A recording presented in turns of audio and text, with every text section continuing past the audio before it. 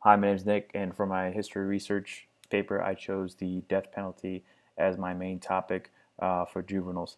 So I just think it's totally crazy that we would ever fathom the fact that we would execute a juvenile that isn't aware of his or her actions or the consequences for their actions. So that's why I took quite a notice to that problem, and I chose to research it. And my research said that all the way back in 1642 is when the first initial execution publicly was made. They hung a guy named Thomas Granger for performing an act of bestiality. Obviously, they just looked at the crime and said that that's the punishment, and they didn't think that maybe because he's a kid that he doesn't know better. And this same kind of treatment and this same kind of attitude towards it went on for another 363 years, and it's estimated that another 366 children were executed between that time. So that's at least one a year, and that is just crazy to me.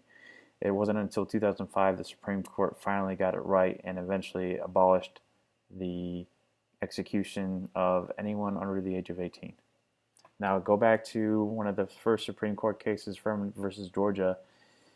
This gave the Supreme Court said we're going to abolish all legislative structure of the death penalty. We're going to put it in the state's hands. You guys decide what is your policy, but you have to make sure it's not discriminatory. And that was more so concerned with race. And it totally left out the fact that they need to decide on whether or not children should be executed or not. Then we moved on to, it wasn't until, let's see here, it wasn't until Thompson versus Oklahoma in 1988 that they finally brought in the question, okay, we need to stop sentencing these minors to death. And what they ended up settling on was anyone under the age of 16 could not be sentenced to death. So this statute made it impossible for very young teenagers to be sentenced to death for murder. But the issue was they still left the 16 and 17-year-olds in the midst of being executed. It wasn't until 1989 that the Supreme Court was like, okay, 16 and 17-year-olds, we're going to leave it up to the states because the national perception or the national opinion was that they didn't care about the decency standards as it pertains to the 16 and 17-year-olds. They didn't have an opinion on the matter, and it left untouched until 2003.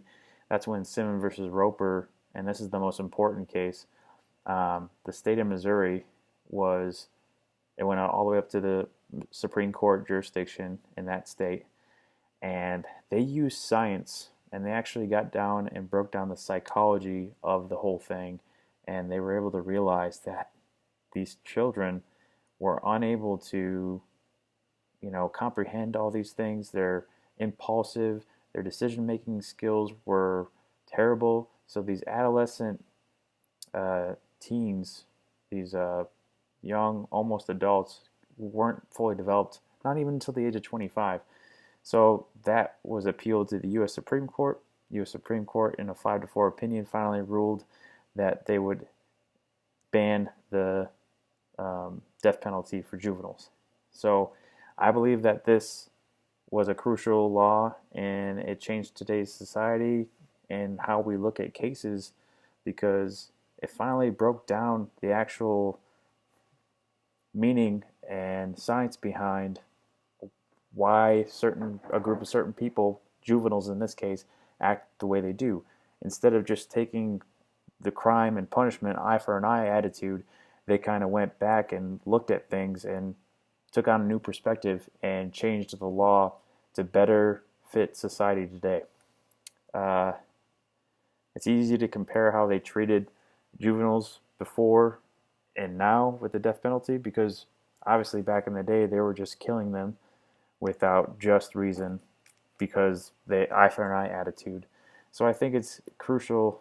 This country needs the juvenile justice system. It's totality wise, it maintains our public safety, addresses treatment needs, rehabilitates our youth, and successfully reintegrates the troubled youth back into our communities. So with that, thank you for your time, and I hope you learned a little something about juvenile justice.